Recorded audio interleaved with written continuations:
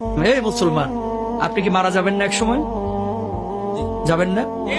হয়তোবা কোনো গরমকালে আপনি মারা যাবেন, অথবা বর্ষাকালে মারা যাবেন। যেদিন আপনি মারা যাবেন, রূহটা যখন কবজ হবে, দেখবেন অনেক মানুষ ফেল ফেলায় তাকায় থাকে, কথা বলতে পারে না। আপনি মনে করেন যে তার এখন পিপাসা লাগছে, কারণ রূহ কবজ শুরু হয়ে গেছে ভিতরে। দুনিয়ার সবচেয়ে কঠিন সময় হচ্ছে এই সময়টা, যে সময়টা মানুষের রূহটা কবজ হবে। তখন আপনি যে এই যে মুখে পানিটা ঢেলে দেন, দেখবেন যে পানিটা গিলতে পর্যন্ত পারে না, ঠোঁটের দুই কিনারা দিয়ে ওই পানিটা বের হয়ে যায়। আল্লাহু আকবার।